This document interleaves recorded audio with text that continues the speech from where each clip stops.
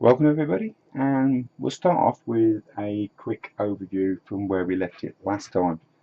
Now last time we managed to actually do all the fascia and the gable ends and the fascia at the back, and we also made all the guttering. Now what I'm intending to do on this next video is mainly all bits and pieces, because we need to get the guttering all fitted at the back, and we need to get the flashing done around the top of the chimneys to get them finished off, as well as get the cappings on and the chimney pots, which I've got to make. So there's quite a bit to be done, and it probably will take the whole video up just on bits and pieces, but I would like to get this top part finished so we can start moving down and start getting some of these rooms finished off, dressed, so I can get this front shaped up. The vehicle's already been built, the one that's going inside, and the recovery vehicle for the outside. They've all been built, not been weathered. I'm still waiting to get that done when I'd actually do the bulk of the weathering on the actual house. So to start off with, we'll start the ball rolling, and we'll get on and we'll make some brackets to actually take the guttering. So we'll get on with that. Right, first things first. Now we need to get the guttering right the way across the back and the front, like so. Now guttering does have brackets that actually hold it up, except for the profile stuff, which is fixed through the back. But as we're going for the half round, we need some brackets. Now I want to see brackets. I don't want just to glue it on and it to look dead smooth and flat, because it's not going to look right. So I've devised a little bracket, which I'll just show you now. I'll take it back a little bit. Now it's very easy to make, and it's going to save a lot of time. The simple reason is we don't have to do any measuring up. We just drill directly in line with the slate each time along and slide one of these in, and that then, if I can't show you without pulling the camera back, but that then will sit and allow the gutter to sit just underneath the tile. So we'll go across now and have a quick look how I make them.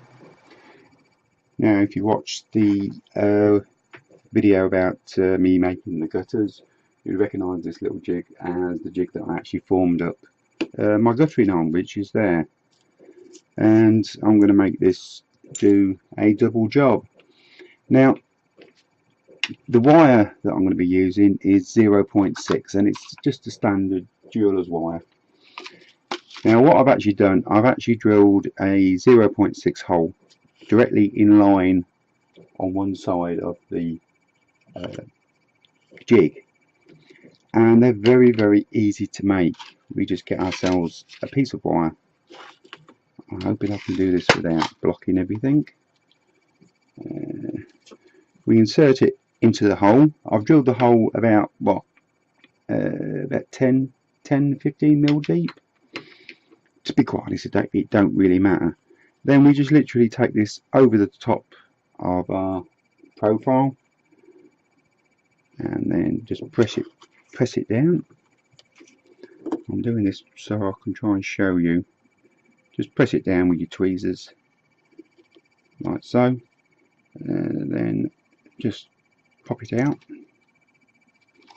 and there we have our little bracket, which we'll be cutting off when I find my cutters, which will be cutting off there. I left them quite big for my big fingers, because it just makes life easier for me. But when these actually do fit into the gutter, we've got a bit of gutter there, look. The gutter will sit in there, like so. And we'll trim these top bits off to be in line with the gutter. And so that will make them look like the proper brackets. Now I've worked out I need 26 of these, and I've only done a few. So I'm going to get on now, and I'm going to make the rest of these, and then we'll go back onto the fascia and we'll start fitting them. Okay, I've made quite a few brackets, and now it comes to fitting them. Now if you just come in from the end of this fascia board in roughly about 5mm, then with your pin vise and your drill bit, just keep it level with the tiles, and we'll just drill a hole into the fascia. It doesn't really matter what size, what depth, it's totally up to you, because you really then need to sort of dry fit your bracket, i.e. cut your bracket down and just make sure it fits in nice and snug and it fits against the fascia like so. And then it's just a case of when I find an applicating stick, there we go, a spot of super glue on the end of your bracket, which I don't really think you need to see me do that. So I've got some super glue on the end of that bracket, and just insert it into the hole, then just leave it, just plumb it up, make sure it's nice and plumb, and leave it to dry. Now I'm going to pause you and move you to a different camera angle so I can show you how to measure along and get them all nice and equal. Now we've got the first bracket in, and what we need to do now is do a set distance all the way along here. Now what I've done, I've measured between two of the roof trusses, and that comes in at 26 millimeters. And all I've done, I've got myself a couple of bits of scrap balsa wood, and I've cut one piece at 25mm, and the other piece is for a handle. Now all we do is put that against your first bracket like so. I'm hoping I can do this without knocking the camera, and then keeping in level with the tiles, which I am knocking the camera, is just drill another hole like so, and then we fit another bracket. I mean, you can just go all the way along and drill all the holes, but I'm just demonstrating it. Just chop that one down a little bit.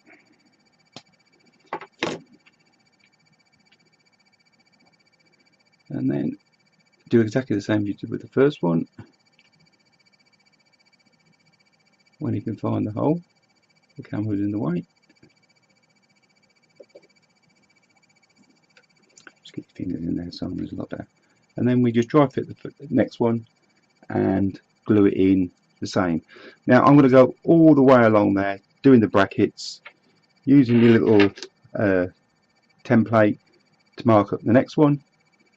I mean, you could just put them in dry, just go off and do that one and do that one and do that one, then come back and glue them all together.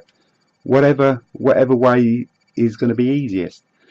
So that's what I'm going to do. I'm going to go all the way along there right to the end, and then I'll come back and we'll have a look about fitting the gutter. Right, I've got all the brackets fitted all the way along, and now we're ready for actually putting the guttering in. Now before we start fitting the guttering, I will say that if you've got any high ones or low ones, they can be readjusted, very simple, because they're quite thin wire. So don't panic if you've got one that's slightly high. You can adjust it down to make everything look right. Now we've got all them done, now we'll move on to doing some guttering. Now before we actually start fitting any guttering, we've got to think about how to actually join it. Now you can actually just interlock two pieces together like so, glue it, and that will look fine, but I'm not happy with that. So what I actually do is I actually make, I don't know if you can see that, I make like a slightly larger end to one end of the gutter, so the next piece will actually just slot into it and it will look like the real thing. So very easy to do if you want to do it. All I've done is on the jig that I made, I've placed a piece of this is 2mm by 0.5 styrene. I've just glued it over the end of the jig, and it's very simple, just by placing your guttering over the top of it and doing like we made the guttering. You just crease it up with your finger just to form it up, just to give the impression of that join. Like I say, you don't have to do that. You can just join it and glue it. There's no problems. But I thought I'd just show you that option. And also because I am going to be using this option on the actual house. So we've covered that, and now we'll get back up onto the roof and we'll get this gutter put in. Right, now fitting the guttering. Very, very simple. Now, if we go along and just bend these little pegs out a little bit, all the way along, like so, and then we just actually lay our guttering in, like so. Now, what I'm actually going to do, I'm going to go all the way along, because if you notice, this bit drops down a little bit. So I'm going to open them all up right the way along, and I'm going to lay all my guttering from end to end first. So I'll open that one, and that means that we can adjust anything we need to suit. So that bit goes in there, and as you can see, look, we're slightly low, so we can actually move these brackets up, like I said earlier, to actually get things level and make them look right. So I'm going to put it on pause. I'm going to get the whole lot in, and I'm going to get these joints that I've just made just glued, so it's all one continuous piece, and then I'll come back to you and I'll just show you how I balance it up and make it look, well, reasonably level. Okay, I've glued all the pieces of gutter together, and to be quite fair, it sits pretty level, and I've not done any tweaking at all, and it sits pretty good, which I'm going to leave. I'm not going to bother. But if, just to show you, hopefully the camera, so I've got it on autofocus, any ones like this that need to be pulled up, just pull them up, use your tweezers and just push them into position like so. And I'm even quite happy with that bit dropping down there, because that's where the downpipe's going to come. So in real life, that's the way it would be. It would be a bit more of a drop. Now, what I'm going to do now is I'm going to run all the way along the bottom. I'm going to put a little bit of glue underneath there and just push the gutter down so it's sitting and it's actually fixed. And then when that's dry, I'm going to use a pair of side cutters, and I'm just going to cut that level off with the top of the gutter all the way along, and you can see now that little bit's gone. That looks like a proper guttering clip. I'm quite pleased with that, and I'm quite happy. So that's what I'm going to do. I'll get them all glued in, get them all cut back, and then I'll be back to you and we'll look at blocking the ends off. Okay, I've glued all the bottom bits and I've chopped all the tops off, and I think that looks pretty good. I'm happy with that, very happy with that. And now we're going to move on to blocking the ends off. Now I've already blocked that end off, and it's very easy to do. Get yourself a little pair of micro scissors and just do some cuts into it. He says, as the micro scissors don't cut. Yes, it did cut. And do about 3 cuts, one at the bottom and one on the other side, and it's just then you have to trim it back. You can't really see that, can you? Trim it back to where you want it. I'm doing this all cat-handed, and then it's just a matter of folding the bits into each other like so. I'm not demonstrating this very well, so get me other tweezers. It's just a matter of folding it all in on itself, and then you might want to mess with that one like so. so getting your tweezers in and giving it a good hard squeeze and sealing the end up like so. So that's both ends sealed up, very quick, very easy. And now we move on to, we're going to put some downpipe on. The downpipe, now we had a little bit, I had a little bit of controversy with it. So what I'm going to do, I'll get set up and I'll show you how eventually I worked it all out and to get the swan neck that we actually need for the downpipe. Now the downpipe caused me a few problems. Right, now we made the downpipe using the foil. We got a nice little tube, and this is very good for bending and damaging, and because it is made of a metal, it looks like damaged metal. Great, but the problem is when you actually come to bend this in a swan neck fashion, being a tube, it just kinks and collapses on itself, and it causes a lot of issues. Now I could have resolved the problem just by going out buying a very a spring at, I think it's 3.2 size, and sliding on the inside, and then I could have formed that up. But I don't want people going out buying things that are never going to be used again. So what I did, I came up with making the swan neck out of a piece of styrene. Now this is 3.2 styrene, and it's the same size that I actually used to roll the tubes from. And as you can see, that now will fit inside the tube perfectly. Now the styrene is a lot cheaper and it's a lot more useful. You can use it for a lot of other things, and this was formed very, very easily, just immersing this piece of styrene into some warm water, well, hot water actually, and then just literally flexing it into position like so. I mean, you can literally do it while you don't even have to put it into hot water, to be truthful, but hot water just makes it flex just that little bit easier and stops it from fracturing it.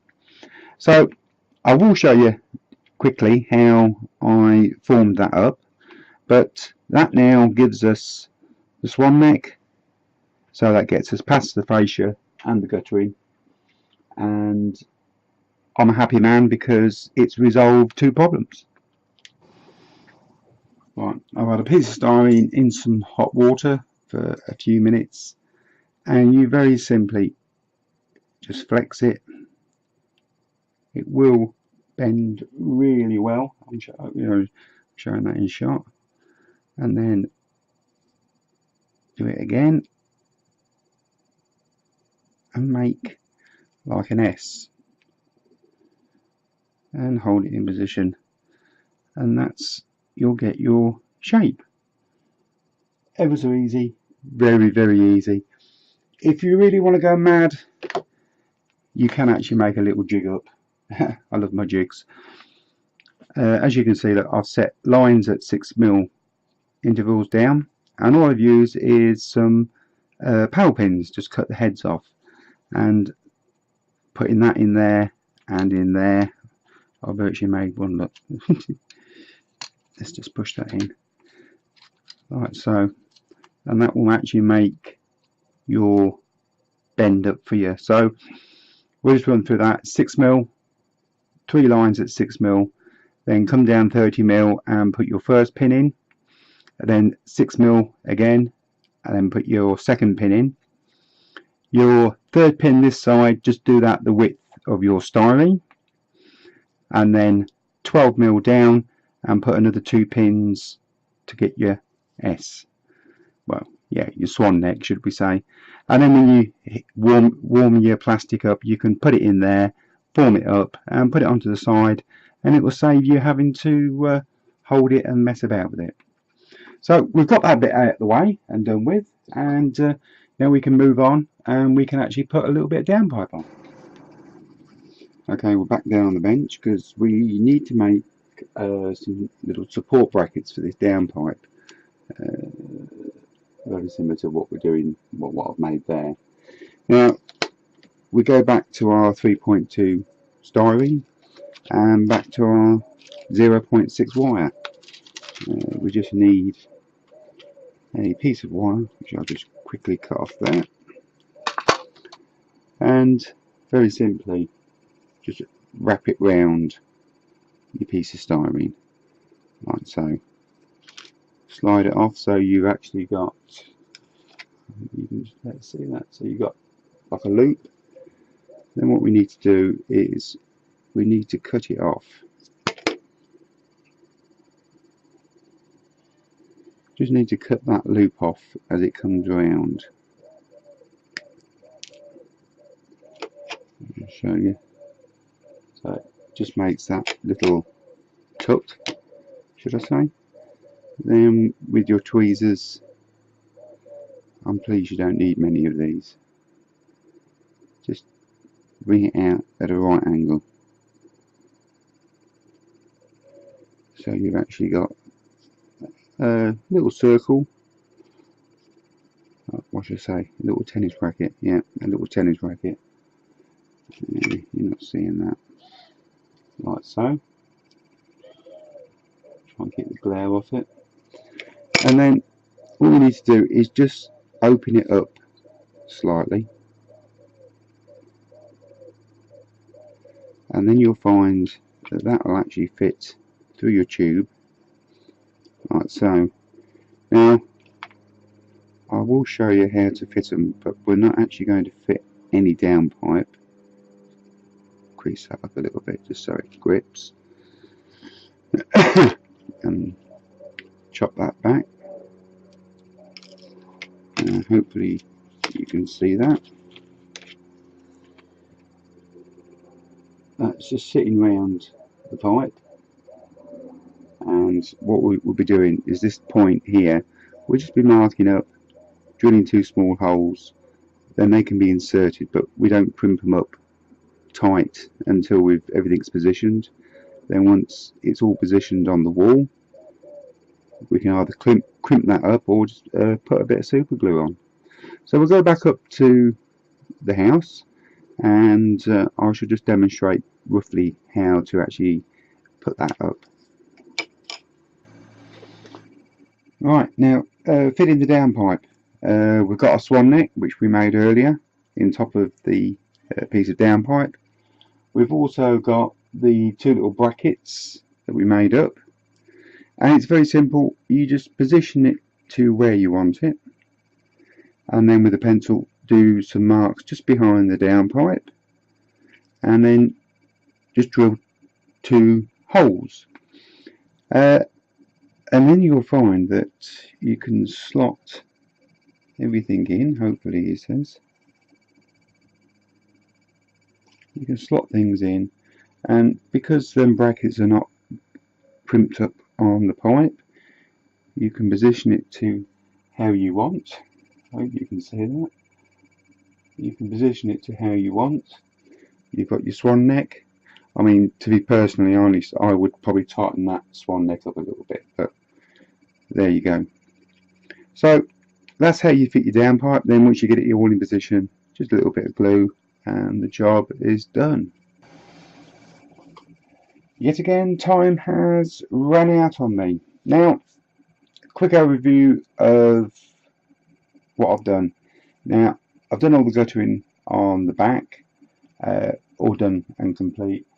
I've run through how to fit the downpipe. Now, I won't be fitting a downpipe at the moment.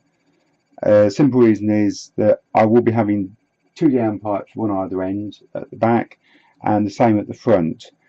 And these downpipes will actually be sort of 4 fixing corners for each section, because each section will drop into a part of the downpipe and will hold everything in place, which will become apparent a bit later on when I actually fit them. I will run through that, but not at the moment. We need to get a lot more stuff done. So that's all been done. I've given it its first coat of paint, and I shall be doing a very bit of light weathering on it. That will come later on. I have done all the guttering on the front as well. I've left it just so it's virtually touching in the middle here, because I don't know quite which way that's all going to fall yet, but we will get to that when we get to it. And yes, I have put the little tank in the bottom there, just to get my ideas going on the shape, which is soon, hopefully, very soon. So I'm afraid to say we've run out of time as normal. Next video we'll be getting on with the flashing, chimney pot, other bits and pieces, so I can get this top bit finished off. So thank you very much for joining me, and hopefully we'll see you on the next one.